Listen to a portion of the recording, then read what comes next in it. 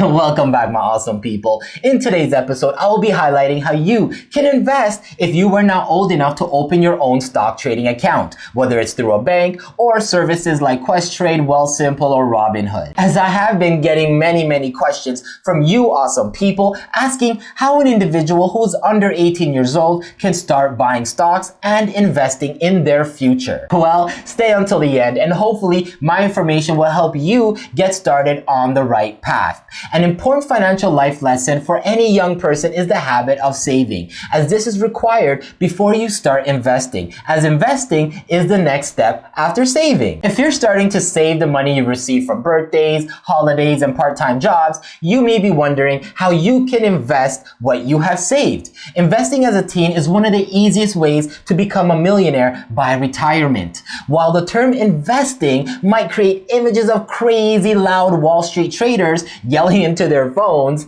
don't be intimidated. Over half of Americans invest, and it's never been easier to pool some of your money into potentially high-yield assets.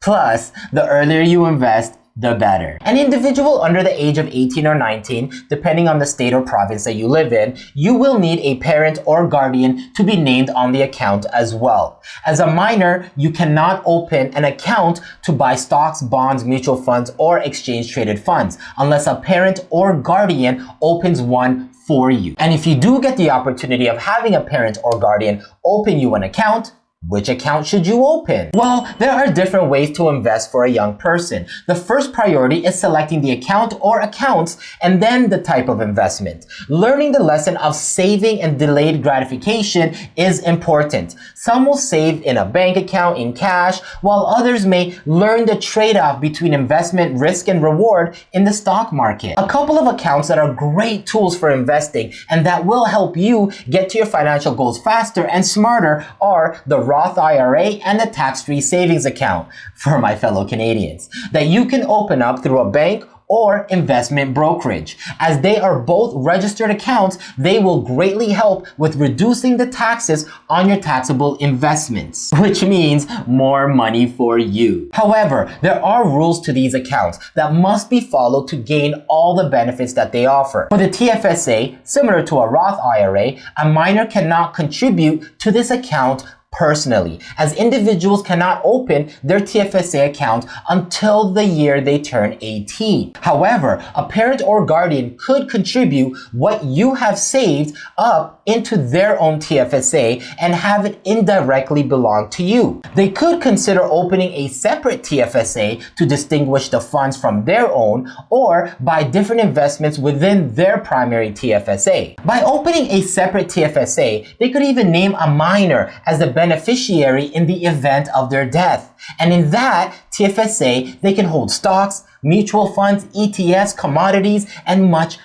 more. So the TFSA account is currently the best tool for storing your investments without being taxed and for wealth creation. Now, once you get a TFSA account, you need to decide what kind of investments to put in there. There are many different types of investments you can choose from simple to understand equities to complicated derivatives. But it's always best to just start with stocks to keep it simple. You don't have to be a rocket scientist to start investing in stocks. In fact, by researching stocks and selecting which ones to invest in, you'll learn a lot about how the stock market works. Consider investing in a few of the safer stocks on the dividend aristocratic list. There are names that you'll recognize, such as Coca-Cola, and these are companies that have proven histories of increased dividend payouts. That means on top of the profits and gains you'll get when you eventually sell the stock, you'll also receive cash dividends that you can reinvest. For example, if you open a TFSA when you're 18 and just put $1,000 in it, assuming a conservative 7% annual interest, your initial $1,000 will be worth nearly $18,000 by the time you're 60. If you set up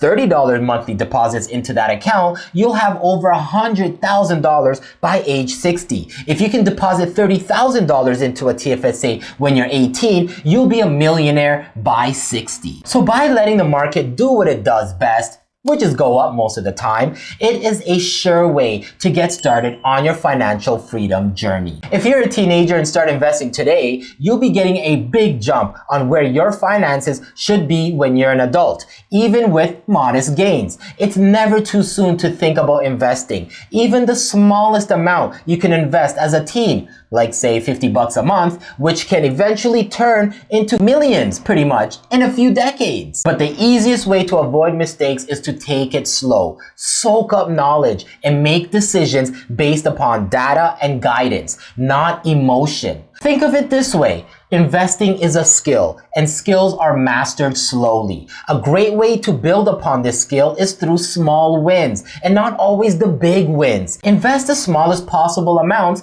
in the most places, and simply observe how your money changes over time. This way, you'll learn how to invest in different assets, use different platforms, and most critically, how to monitor your investments over time, so you can react dynamically to the markets. The key to successful investing is to go in with the intention to learn, not always to earn. Expensive mistakes are made when amateur investors try to make millions overnight by throwing their money into the wrong places. Actual millions are made over years and decades of smart choices supported by humility, patience, and research. Statistically, more than half of rich Americans got rich by investing 20% of their income for 30 years. Contrary to what the media depicts, most rich people are tortoises, not hares. The North American economy doesn't allocate special investment opportunities for young people, so you'll be